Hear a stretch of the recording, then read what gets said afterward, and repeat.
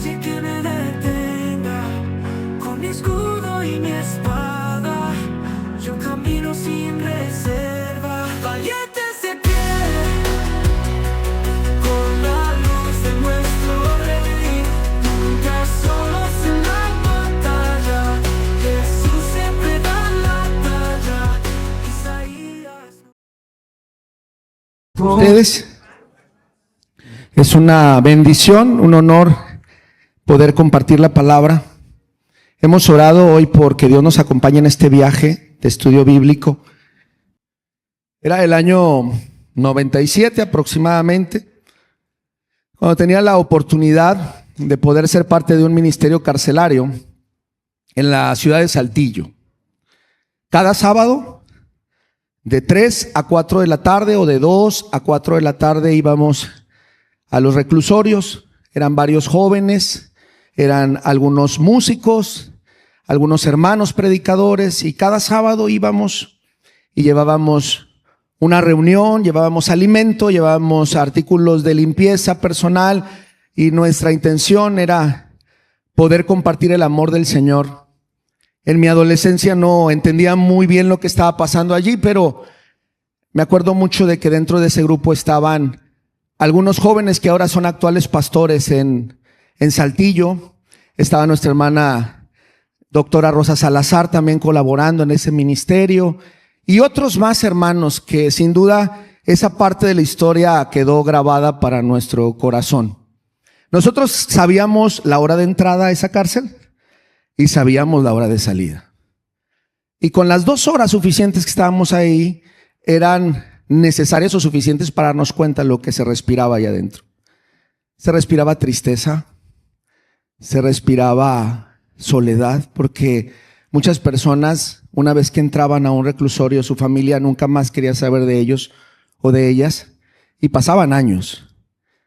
Y el sábado para ellos era como que alguien viniera a verles, darles un poco de tiempo, de atención, y queríamos no solamente alabar a Dios con ellos.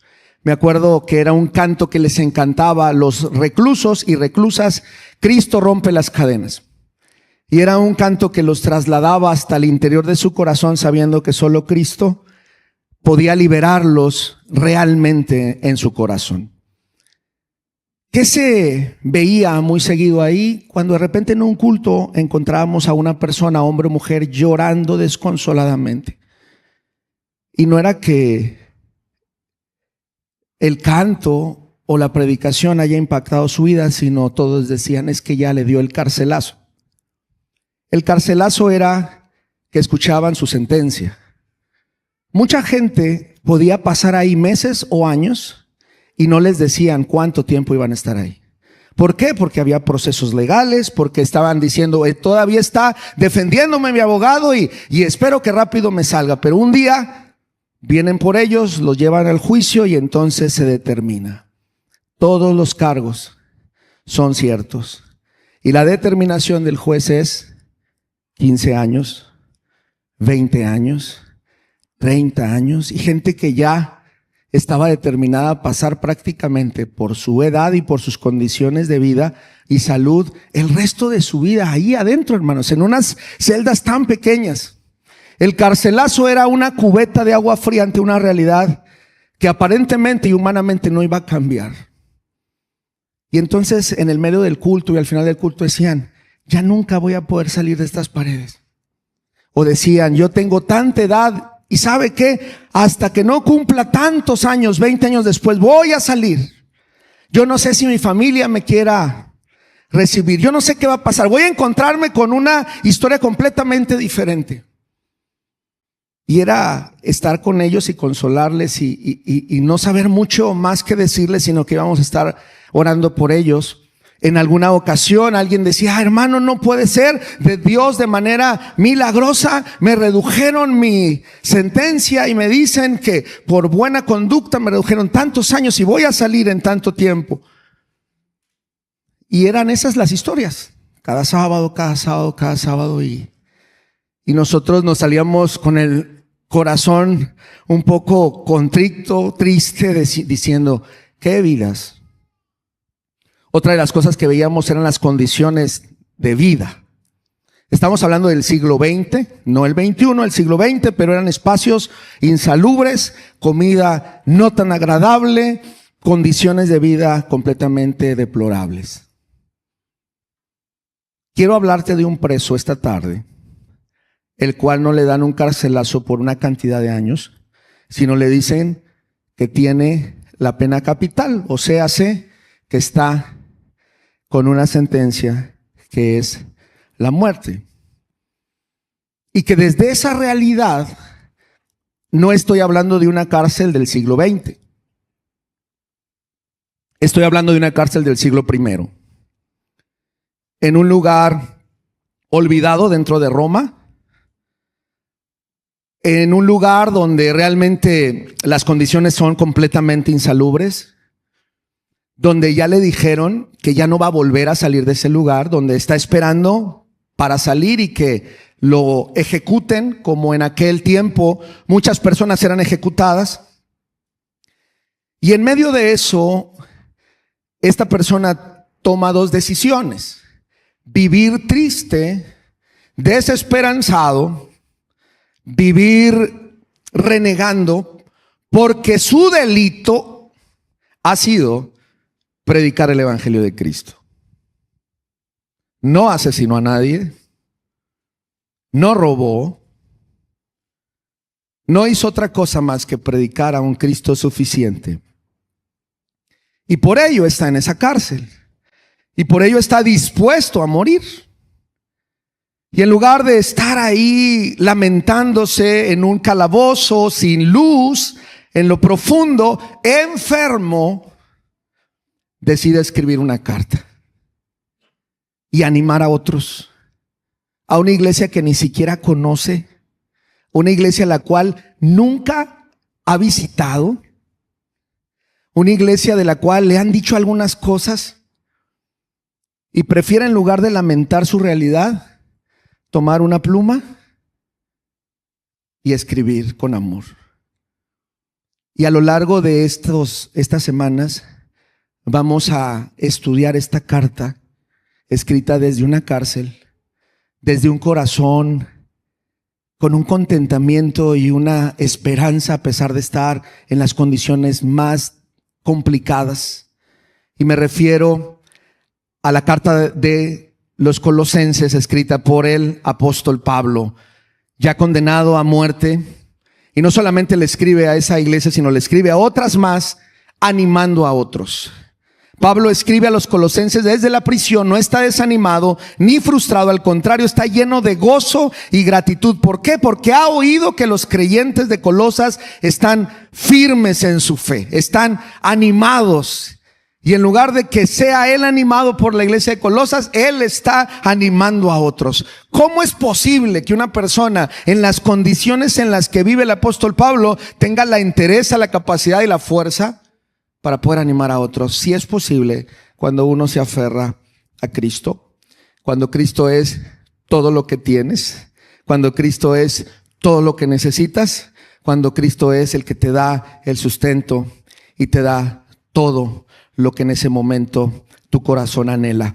Vaya conmigo a la carta a los Colosenses, por favor. Y vaya al capítulo 1 y vamos a leer del versículo 15 en adelante, porque a mi parecer está uno de los más bellos poemas que existe en la Biblia. Alguien ha dicho que este era un cántico de la iglesia primitiva. Alguien ha dicho que esta era una canción o un himno que se cantaba en todas las iglesias primitivas, que eran así, como 4 o 5, no eran tantas, pero se cantaba allí.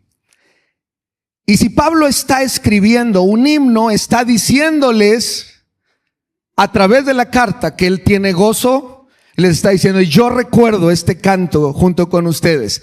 Ustedes tienen la oportunidad de cantarlo desde la libertad, cantarlo desde su comunidad de fe, y yo tengo la oportunidad de escribirlo y cantarlo desde el interior de una celda. Y ponga atención a estas hermosas palabras, Colosenses 1:15. Él es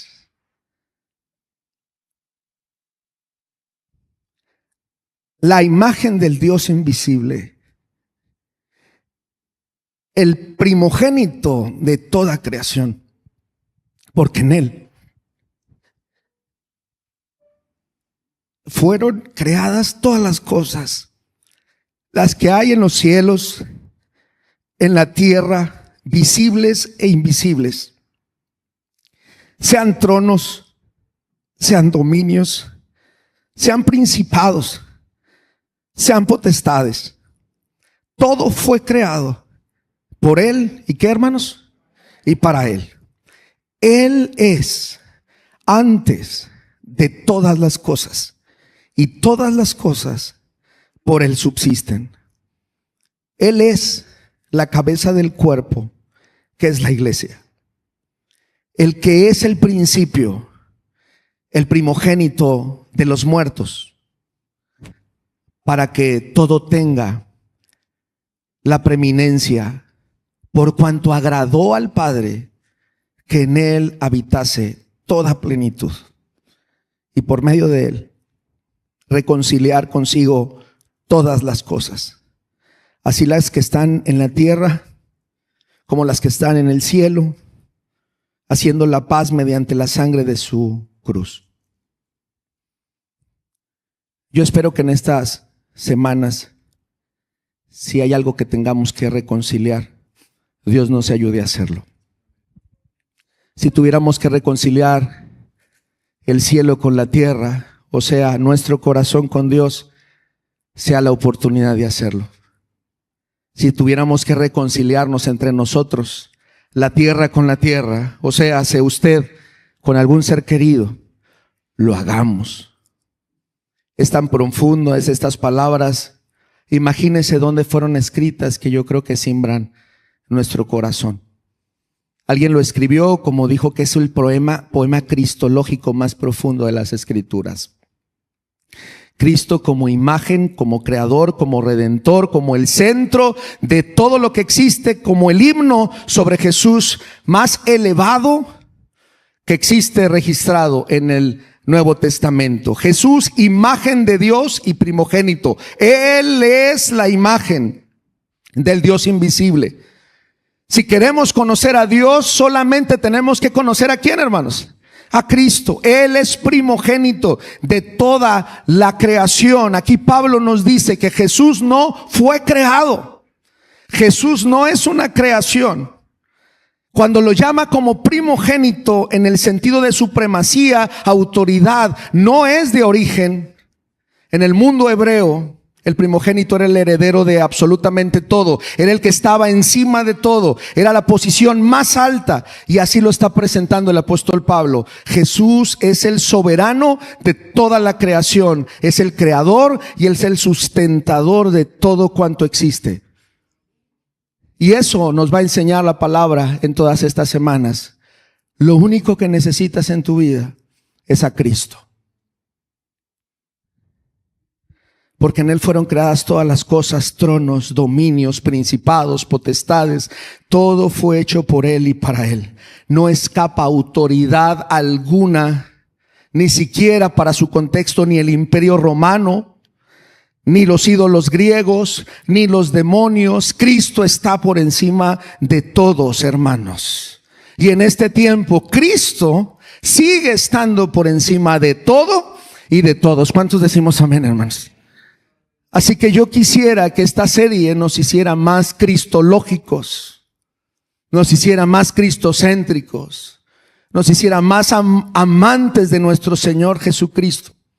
Y si no hemos detenido nuestra vida para conocer realmente a Cristo, que esta sea la oportunidad que Dios nos está dando. Que terminemos el año 2025 diciendo Cristo es suficiente. Que terminemos este ciclo civil diciendo en mi vida, en mi familia, en mis finanzas, en mis realidades, Cristo es suficiente. Así que, hermanos, por medio de Él reconciliar todas las cosas, haciendo la paz mediante la sangre de la cruz. Iglesia, ¿dónde está su centro? Me encantó la cápsula de Alejandro desde una óptica de diseñador y arquitecto, cómo podemos ver la Biblia desde diferentes ángulos. ¿Dónde está nuestro fundamento? Pudiéramos decirlos en palabras de un arquitecto. Y el apóstol Pablo nos está diciendo, tu fundamento y mi fundamento debiera de estar en Cristo, porque si no, nuestra vida está débil. ¿Estás buscando ayuda espiritual fuera de Cristo? Y si así lo estamos haciendo, yo esperaría que a través de la palabra de Dios regresáramos al centro. El centro de nuestra vida es Jesús. El centro de todo es Jesús. El centro de nuestra iglesia es Cristo, hermanos. Es por ello que fuimos salvos, ¿o no? Fuimos rescatados. Entonces, la pregunta, ¿estás tentado a añadirle algo al evangelio? Reglas, rituales, misticismo, filosofía humana. Y hoy más que nunca decimos con voz fuerte y firme, no necesitas nada más que a Cristo. Él es completo. Él es pleno.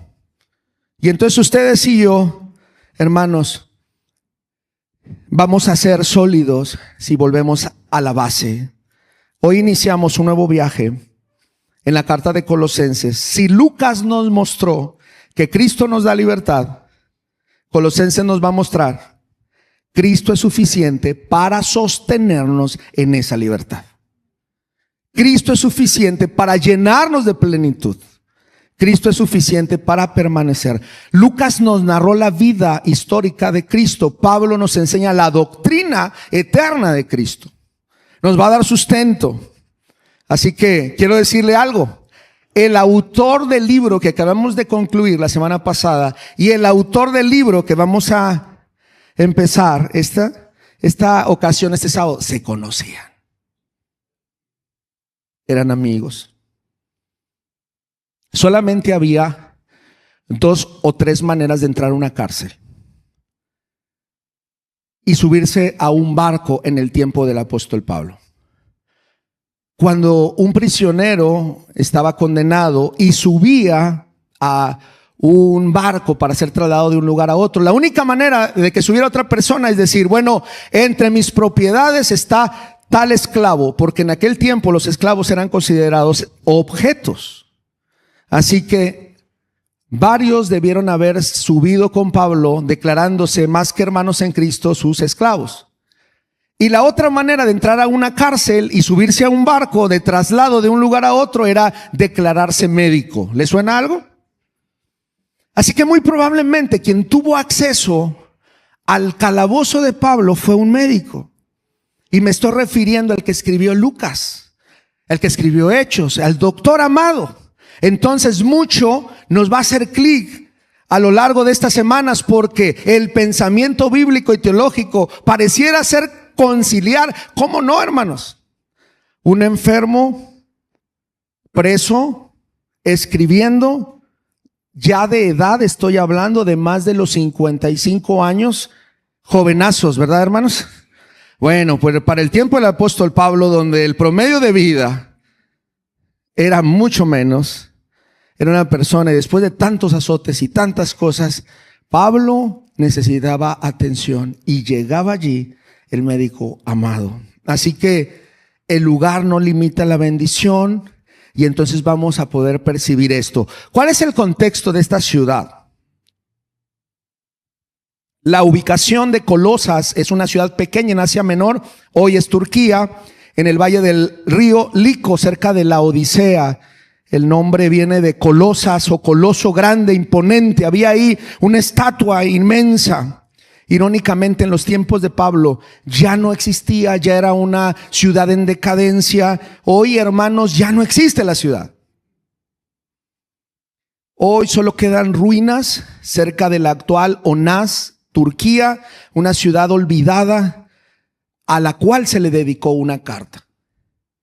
La sociedad y la cultura en aquel tiempo era una mezcla entre griegos, judíos y orientales. Era una tierra de comercio y también había una tierra de mucha mezcla religiosa. ¿Y sabe cuál era el problema en aquel tiempo? Era que decían que Cristo estaba bien, nos va bien con Cristo.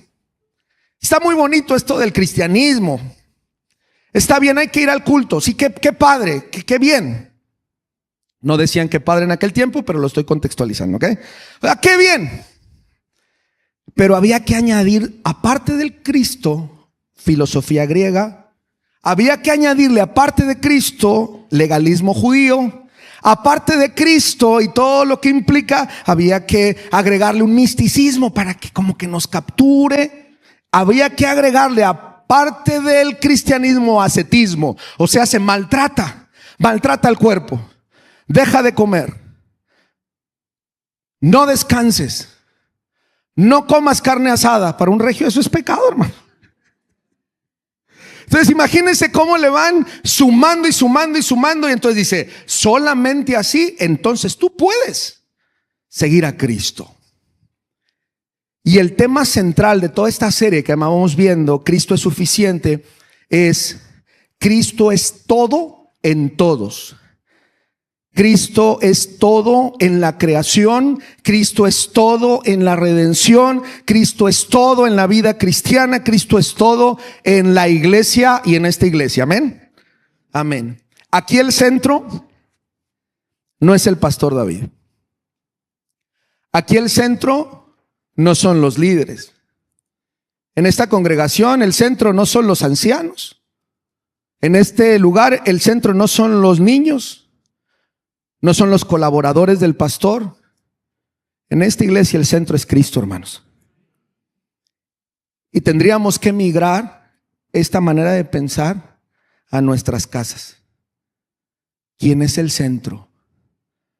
¿La patrona? ¿Por qué se ríe? ¿Quién manda en la casa, hermanos? ¿Quién manda en su vida? Aquí nada más mis chicharrones truenan, ¿verdad? Aquí nada más, etcétera. Entonces, si lo vamos a hablar de que Cristo está en el centro, vamos a llevarlo a nuestros hogares. Si usted tiene un liderazgo laboral, empresarial, académico, también habríamos que reflexionar en, ¿realmente usted está llevando esto de que Cristo es el que dirija su vida en este lugar de privilegio que Dios le está permitiendo tener? Y entonces vamos a ser desafiados a través de ello. Cristo más algo más, vamos a descartarlo.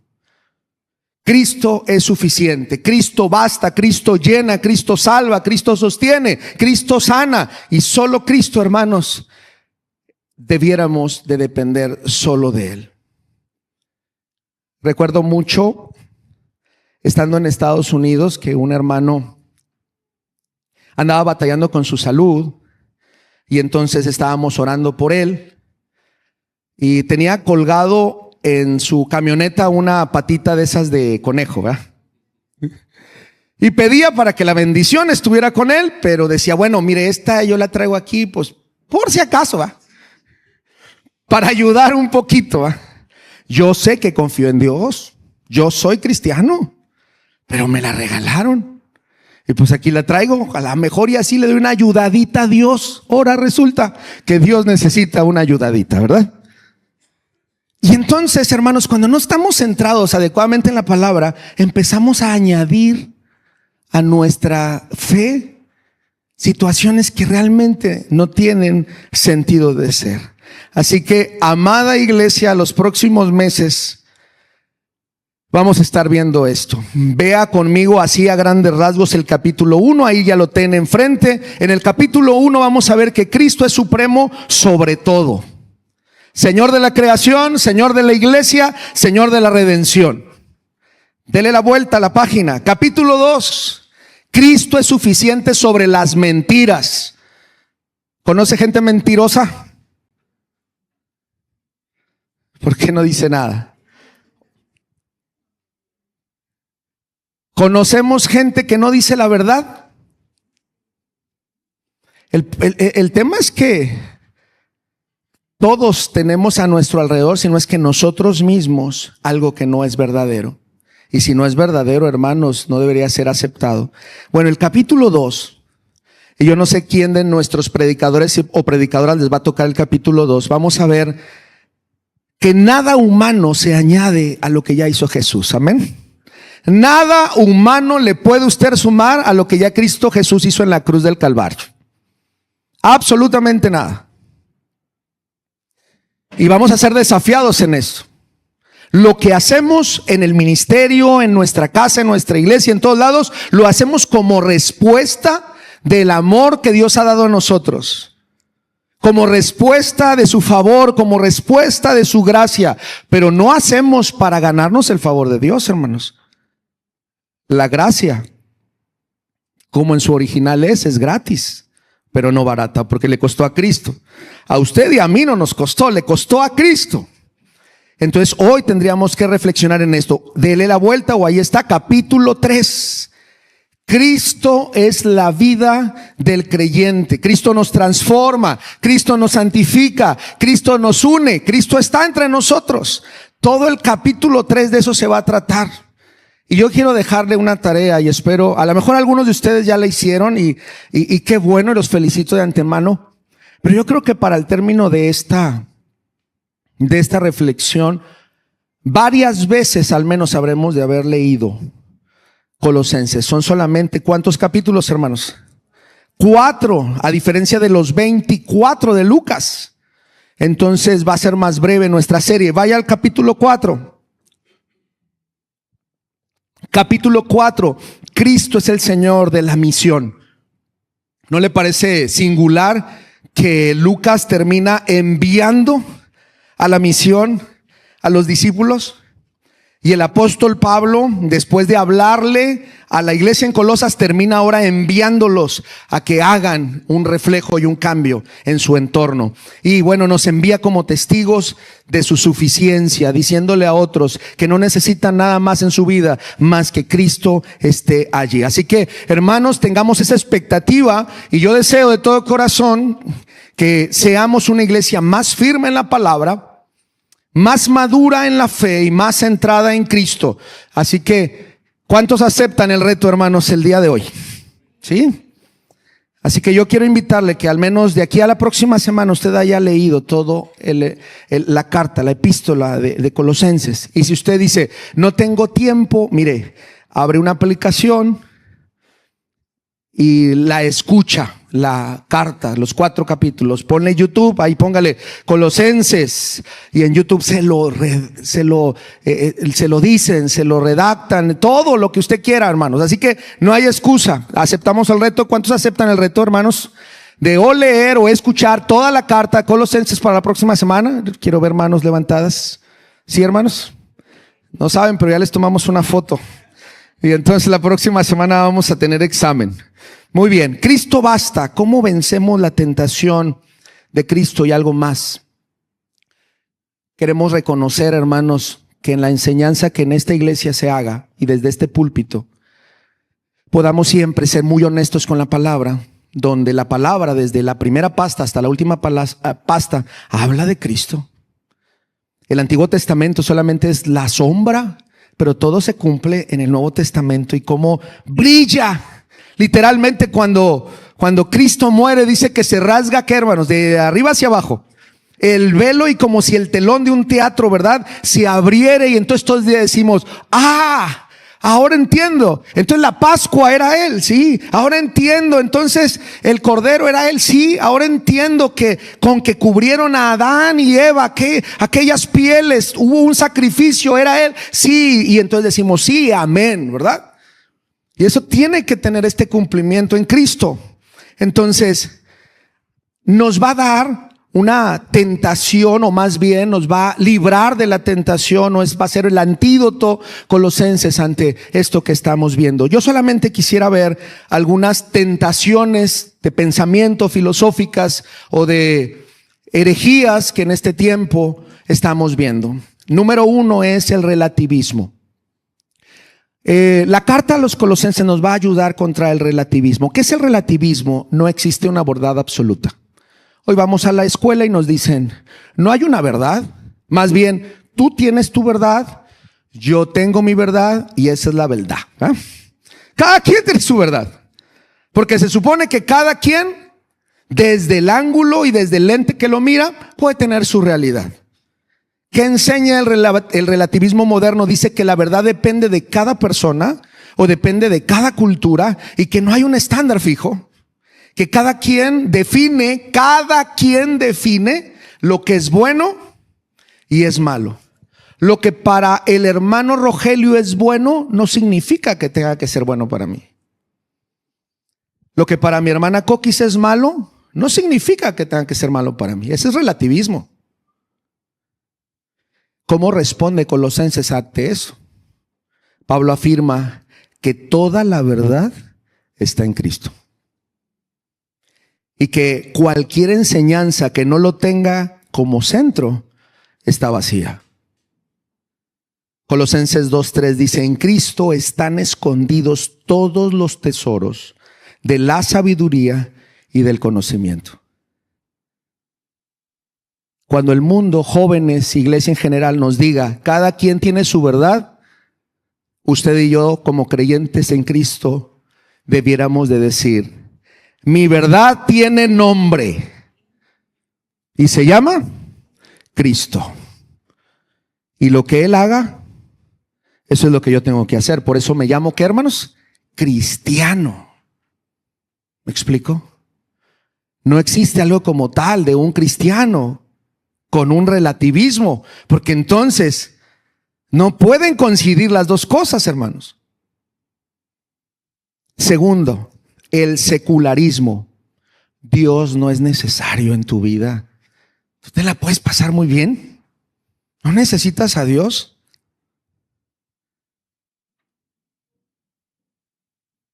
Colosenses 1 del 16 al 17, ya lo leímos. Todo fue creado por medio de ¿quién?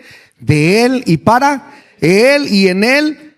Y Él es antes de todas las cosas y todas las cosas en Él subsisten. ¿Qué enseña el secularismo, hermanos? El secularismo actual busca sacar a Dios de la vida pública, busca sacar a Dios de las escuelas, busca sacar a Dios hasta de la iglesia misma, hermanos, del púlpito mismo. ¿Me explico? Se centra en lo humano, se centra en la ciencia, se centra en el progreso, se centra en el ser humano más, en el humanismo más que en Cristo. ¿Cómo responde Colosenses a esto y cómo nos va a estar respondiendo a lo largo de estas semanas? Pablo enseña, Cristo es el centro de todo lo creado, y que nada tiene sentido aparte de Él. Todo lo que existe, existe para Él. Para Él. Jóvenes, iglesia, si alguien te ha estado diciendo, eso de la fe es algo ridículo, eso de la fe es una pérdida de tiempo, y si te han empezado a convencer o a mermar tu deseo, hoy yo deseo que vuelvas a Cristo más fuerte que nunca y que no permitas que nadie ni nada te separe del amor de Cristo y que te pueda afianzar. El creyente vive y trabaja como para el Señor. Recordemos que sin Cristo nada, absolutamente nada se sostiene. Y si hay alguien en esta tarde que aún no conoce a Cristo, creo que es una buena oportunidad para entregarnos y rendirnos delante del Señor. ¿Me siguen hasta aquí, hermanos? Hay otra tentación de la cual nos tenemos que cuidar y se llama el progresismo. Y es el evangelio debe de adaptarse a los nuevos tiempos. El evangelio lo vamos a adaptar al siglo XXI. El evangelio lo vamos a adaptar a nuestra cultura. El evangelio lo vamos a adaptar a nuestros jóvenes. El evangelio lo vamos a adaptar a nuestros niños. Colosenses 2, 6 al 7 dice, de la manera que habéis recibido al Señor Jesucristo, andad en Él, arraigados y edificados en Él. ¿Qué enseña el progresismo? El progresismo intenta cambiar o suavizar el evangelio para hacerlo más aceptable. Por ejemplo, ya no existe pecado. Ahora se dice nos equivocamos. Ya no existe juicio. Ahora solamente conocemos y predicamos un Dios amoroso. Ya no, Cristo tiene una exclusividad en nuestro corazón. Tenemos a Cristo, pero le podemos dar un espaciecito a otros dioses, comenzando por nosotros mismos. A veces nos amamos más nosotros mismos que a nuestro Señor Jesucristo. Iglesia, la iglesia no debe de adaptar a Cristo al mundo.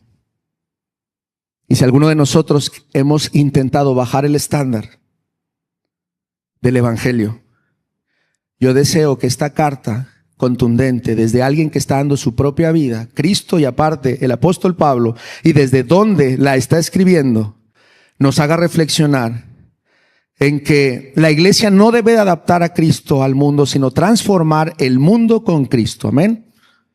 Si alguien te dice, es que todos lo hacen, ¿cuál sería tu respuesta? Es que no está mal. ¿Cuál sería tu respuesta como cristiano firme, maduro? Es que es aceptable. ¿Qué vas a responder ante esto? ¿Te vas a adaptar a lo que todos dicen que está bien o a lo que la palabra dice que está bien? Cuarta tentación de la cual nos va a ayudar Colosenses: el materialismo. Tu valor depende de lo que posees. Y es algo que cómo nos hace sufrir. Cómo a veces nos mete en una desesperación y frustración. Colosenses 3, 1 y 2 dice: si haber resucitado con Cristo, buscad las cosas de arriba donde está Cristo sentado. Poned la mira o la mirada en las cosas de arriba, no en las cosas que de la tierra. Y está ayudándonos a que nuestra fe sea más sólida. ¿Qué enseña el materialismo? ¿Qué promete el materialismo? Nos promete identidad, nos promete seguridad a través de dinero, bienes, nos promete estatus, nos promete que la gente nos va a ver de diferente manera, y estamos más preocupados de cómo nos va a ver la gente que cómo nos mira Dios. Estamos tan preocupados cómo mantener cierto estatus o cierta apariencia que cómo nos está visualizando Dios. Y a mí me gustaría, hermanos, que viéramos cómo la palabra de Colosenses le habla a la iglesia y dice: el creyente ha resucitado con Cristo. Su identidad, su valor, su riqueza, su herencia no son terrenales, sino celestiales. Lo que realmente vale, escúcheme bien, lo que realmente vale no se compra, se recibe por gracia. Que lo lleve usted en su corazón. Lo que realmente vale no se puede comprar, hermanos. Solamente se abraza por la gracia y la misericordia de Dios. El código postal no nos define. La marca de lo que usamos en ropa no nos define. Realmente debiéramos regresar a esta visión envolvente y cristológica de que todos somos uno en Cristo. En Cristo. El corazón humano se llena en Cristo, no en las cosas. Porque usted sabrá, hermanos, que de repente tiene lo que ha deseado y continúa la insatisfacción. Y luego quiere otra cosa, y luego quiere otra cosa, y el punto es, ¿cuándo se va a saciar el corazón? Mientras Cristo no es el que sacia el corazón, usted va a tener un hueco y un vacío allí. Solo Él da, hermanos, la verdadera riqueza, la plenitud y la plenitud espiritual. Último punto. ¿Me ayudas, Gadi? Tengamos cuidado, iglesia, en lo que ahora se llama la espiritualidad sin Cristo. Alguien dice: yo busco mi propia luz interior. ¿Ha escuchado eso? Yo busco mi propia luz interior. Ahí, lo que tú necesitas, ahí está adentro. Colosenses 2, 18 al 19 dice lo siguiente: nadie os prive de vuestro premio, afectando humildad y culto a los ángeles, y no haciéndose de la cabeza, de quien todo el cuerpo, nutriéndose, crece con el crecimiento que da Dios. Estoy tomando algunas palabras. ¿Sabe que la iglesia de Colosenses empezaron a confiar más en los ángeles que en Cristo? ¿Les suena? Y ya cada quien tenía su ángel, ¿verdad? Y ya su confianza estaba en los ángeles y empezaron a celebrar culto a los ángeles como su protector, como su defensor, como su proveedor. Y empezaron a poner una aparente espiritualidad, pero sin Cristo. Hoy no es muy diferente.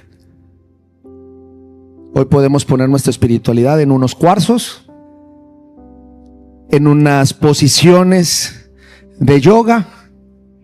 Podemos poner nuestra espiritualidad en los ángeles, en los astros, en las cartas, en etcétera, etcétera, etcétera, etcétera.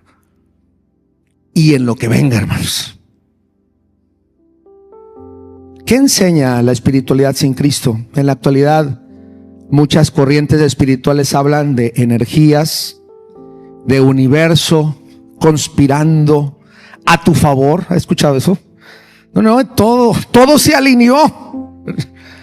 Todo se alineó, todo el universo conspirando a tu favor. Y para mí es Dios te está bendiciendo, ¿eh?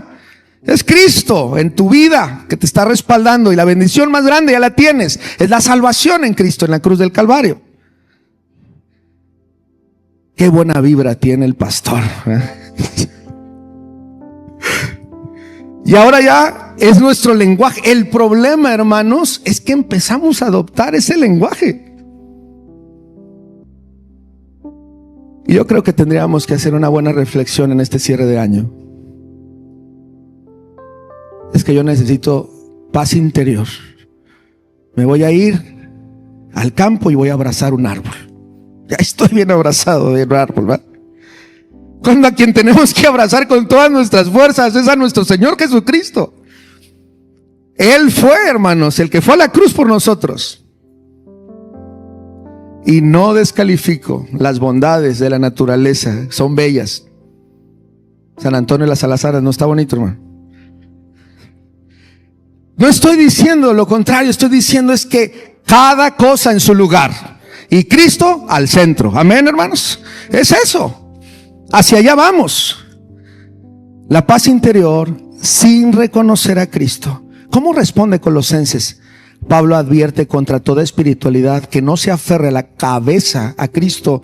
Solo es Él, Cristo es la fuente de vida y crecimiento.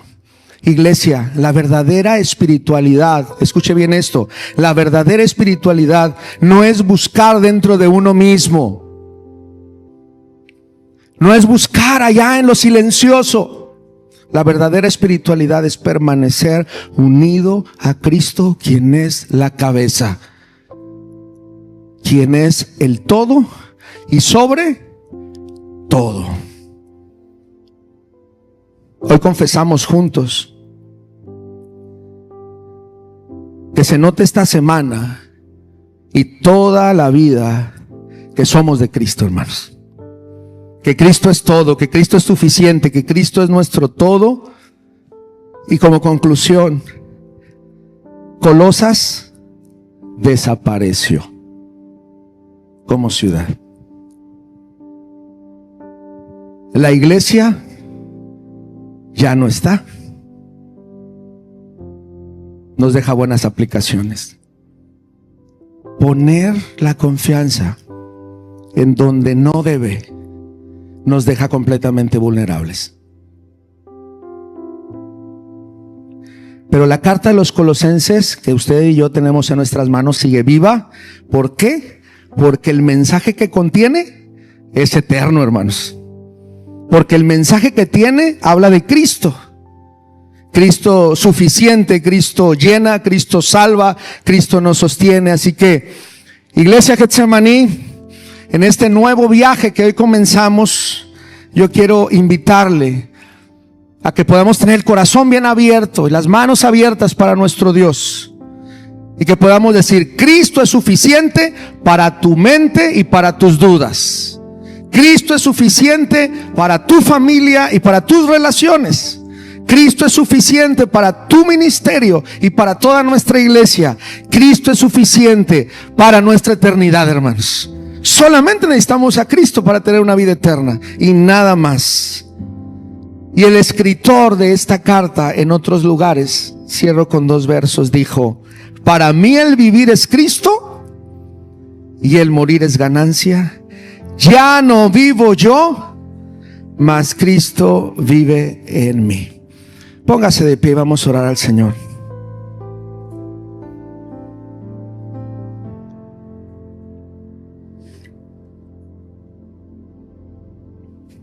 Quiero darle un tiempo, un par de minutos ahí en su lugar, para reflexionar en esta oración en silencio si nuestro centro no es Cristo en este momento.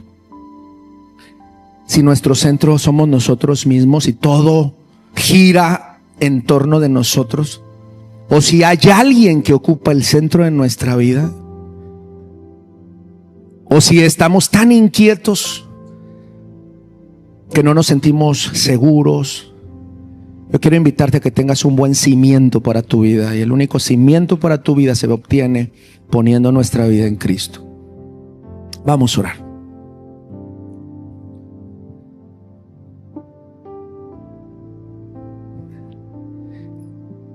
Hoy comenzamos, Señor, con tu ayuda, con tu bendición, con tu dirección, con tu espíritu, a regresar al camino donde reconocemos todos los que estamos aquí que no hay nada fuera de Cristo, que nuestra fe es en Cristo, que nuestra vida depende de Cristo, y de nuestra salvación, ni qué decir, solamente pudo ser posible en Cristo. Si nuestro vocabulario, Señor, está limitado en hablar de Cristo hoy, llena y toca nuestro corazón. Que Cristo sea suficiente para nuestra vida. Que no aceptemos nada más que no sea, Señor, la plenitud que Cristo da a nuestras vidas. Que no aceptemos una espiritualidad sin Cristo, que no nos quedemos con un materialismo que nos deja insatisfechos, donde el ser humano es el centro, donde el negocio de la insatisfacción nos mantiene endeudados, tristes, deprimidos, frustrados. Pero cuando hay plenitud en Cristo, Señor, nuestra mirada, Señor, está en ti, y tú te encargas, Señor, de suplir lo necesario y más, Señor. Padre, quita todo pensamiento de relativismo de nuestra mente y de nuestro corazón. Aquí no es mi verdad, aquí no es lo que yo siento, aquí no es lo que yo quiero, aquí es lo que Cristo ordena y manda, Señor. Que aprendamos a ser personas obedientes. Señor, que el progresismo no toque la puerta de nuestra iglesia, Señor. No podemos bajar, Señor, ni adaptar ni diluir el evangelio. A nuestro Señor Jesucristo le costó todo, Señor, en la cruz del Calvario. A nosotros también nos debe de costar renuncia, nos debe de costar obediencia. No porque tengamos que pagarla, sino como en respuesta de esto que he recibido por gracia, Señor. Señor, llena nuestros huecos en el corazón. Pon, Señor, la centralidad, Señor, que necesita nuestra vida y nuestro corazón en el autor y consumador de la fe. Gracias, Señor, por el primogénito de toda creación. En Él y por Él todas las cosas fueron creadas. Gracias por este poema tan precioso que nos dejas en tu palabra, oh Dios. Y que este viaje espiritual y de estudio pueda transformar muchas vidas, pueda santificar nuestra iglesia, pueda ayudarnos a tener más solidez y madurez, Señor. Y que sigamos adelante creyendo, Señor, que nuestro Señor Jesucristo es la cabeza de la iglesia. En el nombre de Cristo Jesús. Amén y amén. Que el Señor les bendiga, hermanos. Paz a ustedes.